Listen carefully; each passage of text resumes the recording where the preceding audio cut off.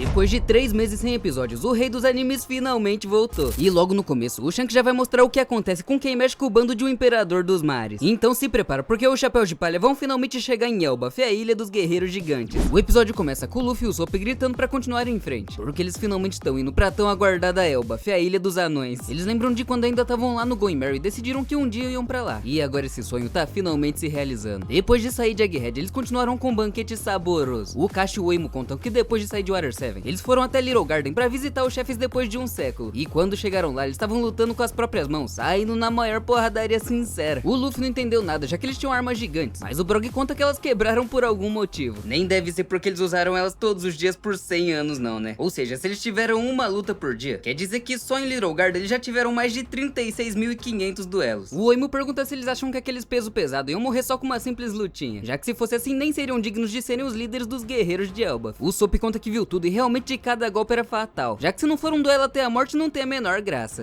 E os dois desocupados falam que só estão voltando pra Elbaf pra pegar armas novas. A Nami fala que eles são muito tontos de ainda querer continuar com os duelos. Então o Usopp e o Luffy mandou ela ir lavar a louça porque ela não entende nada do orgulho dos guerreiros, já que é como se cada um deles tivesse a bandeira de um guerreiro hasteada em seus corações. E o Narigudo fala que quer se tornar um bravo guerreiro do mar igual a eles, mas a Nami cagou pra ele e continuou bebendo. E a Lilith foi pior ainda, porque tudo que ela entendeu foi que ele queria virar um gigante. O Zorão fica ansioso pra treinar com os gigantes, e o Sanji chama ele de burro por só pensar nas lutas que vão ter em Elbaf, já que devem ter tantas mulheres gigantes por lá que o coração dele vai acabar saindo pela boca. Essa é a diferença de quem pensa com a cabeça de cima para de baixo. O Frank tava fedendo o barco com aquela gororoba chamada Hakaro, e cê sabe que o negócio é ruim mesmo quando até o Luffy comeu em Egghead e diz que tem gosto de merda, mas pelo menos ajuda a recuperar a energia, né? O padeiro fala que aquelas bebidas são bem fortes, e um gigante explica que aquela é a fada verde, mas se eles beberem demais podem acabar tendo alucinações, e o Chopper só descobriu isso depois de mandar meio litro pra dentro. Então parecia que tinha fumado até a nota fiscal da erva e geral racha o bico. Depois disso o Luffy grita pro Brook mandar a boa, e o esqueletão começa a tocar essa pedrada com a sua guitarra.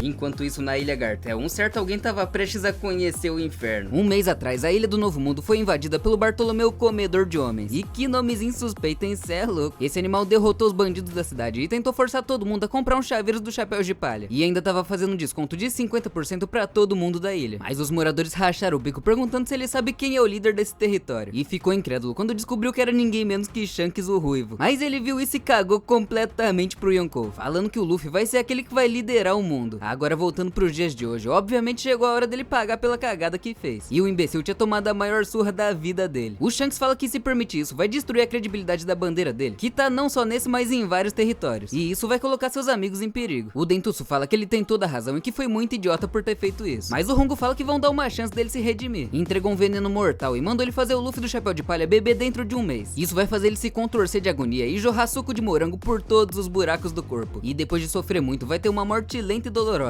Mas é claro que o Bartolomeu não queria deixar o Luffy pagar por isso, né? Então arrancou o frasco da mão do pirata e ele mesmo mandou tudo pra dentro, sem o menor pingo de arrependimento ou hesitação, falando que tá tudo bem porque ele jurou lealdade ao Luffy. E ainda hastearam a bandeira dele sem permissão. Então só queria acabar logo com isso, sem que o seu ídolo saiba o quanto ele é patético. Chorou porque queria muito ver o Luffy se tornando o rei dos piratas, mas por causa de uma besteira dessa nunca mais vai ter a chance. Então deixou tudo com os companheiros dele, que também choraram horrores. Mas ele só dá um arroto e sai impune porque aquele veneno era falso, e eles nunca tiveram a intenção de matar o Mugiwara. Aí geral ri, falando que esse Yonkou é bem mais frouxo do que eles esperavam. O Shanks fica feliz de ver que o Luffy é tão respeitado, mas o pai ausente do Usopp manda todo mundo se afastar porque aqueles idiotas ainda precisam pagar o preço. E mandou só uma bolinha de gude explosiva que parecia mais uma bomba nuclear. Afundou completamente o Bartol Club e até hoje ninguém sabe se alguém sobreviveu. Os caras acharam mesmo que iam tacar fogo na bandeira de um imperador dos mares e simplesmente sair ileso. Mas falando em Yonkou, o Tite volta pela primeira vez pra Ratinoso depois da Sword tacar o terror na ilha. O Pizarro tava parecendo uma paçoca destruída que tentaram consertar com cola. Os vagabundos estavam rachando o bico até ouvirem o chefe voltando, perguntando que desgraça aconteceu enquanto ele tava fora. Foi tirar satisfação com o Pizarro de como ele deixou tudo isso acontecer. Falou que o mundo inteiro vai agir depois da mensagem do Vegapunk, já que agora os Poneglyphs não são mais conhecidos só pelo povo do submundo. É uma corrida pelas pedras dos imperadores e o governo mundial também tá envolvido. Então perguntou como ele pôde deixar a moeda de troca mais importante deles escapar. E se ele já tava puto em saber do Kobe, imagina quando soube que até o Moria escapou. O San Juan Wolf tenta consertar os prédios, mas tava só destruindo mais ainda, porque um passinho falso que ele dava já acertava aquele bundão na parede e quebrava 2 construções. Todo mundo da ilha escuta a voz do Tite gritando com o Pizarro por deixar o Moria escapar. Então o Burgs vai chamar o Comodoro porque os vagabundos estavam todos chamando o nome dele, gritando que tão ansiosos para ver o Barba Negra achando One Piece e conquistando o mundo. O mendigão narigudo volta a se animar e já vai encher o rabo de cachaça. Então chama o Kuzan, que conta que eles realmente deixaram o Kobe escapar, mas capturaram o Garp, que vale muito mais. Na verdade eles pensaram que tinham matado o velho, mas ele é duro na queda e continua vivo, e admitiu que precisou juntar todos eles pra terem chance de derrubar o herói da marinha. Como se já não fosse o suficiente, eles ainda capturaram a Pudding, mas calma que o Salafray não tá tentando talaricar o Sanji não. O mais provável é que ele esteja tentando fazer com que ela desperte o poder do terceiro olho, assim ela vai poder ouvir a voz de todas as coisas e decifrar os poneglifos pra ele. Depois disso o Tite entra em cal no Discord com o Lafitte, perguntou por que ele tá demorando tanto e o que o exército revolucionário tá fazendo, e o Chapeleiro conta que eles estão realmente tentando matar os Tenryubitos de fome, destruíram todas as encomendas que passavam por Redport. Então os Celestiais já estavam conhecendo pela primeira vez na vida o que é a fome, e se um deles realmente morrer de fome, o mundo com certeza vai entrar em guerra. Então o Tite manda ele parar de aproveitar a vista e se preparar pra agir. Lá no mar, o barco da Catarina Devon finalmente chega em Ratinoso. O safado do Caribou tava quase soltando fogos de artifício pelo rabo de tanta alegria, mas quando viu o olho do caveirão se mexendo, já entrou em choque. Mas ainda quando viu aquela mão gigante agarrando o barco e gritou como se fossem ser devorados. Mas a nariguda manda ele parar de ser dramático. O Van Algor conta que eles trouxeram a escória que o Tite mandou, mas o que eles queriam mesmo era ter metido uma bala nele lá em Egghead mesmo. Enquanto isso, no caminho pra Elbaf, os Chapéus de Palha conseguiram fazer a coisa mais difícil possível, porque os gigantes são enormes e o navio deles maior ainda. E mesmo assim eles conseguiram se perder e se separar da rapaziada. Os piratas desmaiaram de tanto beber no Great Eyrie, que acabaram se separando no Sunny. O Jinbe fala que a última vez que ele viu, eles estavam navegando lado a lado. E a Minibone fala que só o Luffy mesmo pra conseguir uma proeza dessas. A Robin fala que talvez eles tenham sido devorados por um peixe, mas o Frank manda ela nem brincar porque os peixes daqui são literalmente gigantes, então isso pode realmente acontecer. E agora eles estavam desesperados, procurando por um macaco de borracha, um espadachim cachaceiro, um Pinóquio bombado, um fritador de pastel, um guaxinim chifrudo e uma ladra de muito respeito. E essa última tava acordando em uma ilha misteriosa sem entender completamente nada, falando que ela bebeu tanto que foi até parar em uma ilha de Lergo. E o episódio acaba. No próximo episódio, a Nami e o Sop vão explorar sozinhos essa ilha cheia de monstros gigantes atacando eles sem parar, sem saber se eles estão dentro do inferno ou de um pesadelo. O título do próximo episódio é Nami em Apuros, uma aventura no Block Kingdom. E mano, o Goat dos animes finalmente voltou. E é claro que a rapaziada não vai simplesmente embarcar na ilha sem arranjar uns 30 problemas pra cabeça antes, né? Se você quer que eu traga o próximo episódio assim que lançar, já comenta o One Piece 1156. Graças a Deus e a todos vocês, a gente bateu os tão sonhados 200 mil inscritos. E isso é só o começo, porque daqui a pouco já vem os 500 mil inscritos e até 1 milhão. Então já arrebenta o botão do like e se inscreve no canal se não for inscrito, pra gente bater o próximo objetivo em tempo recorde. Aproveita pra assistir esse próximo vídeo aí na tela, que tá insano, meu parceiro. Eu vou ficando por aqui. Valeu e falou.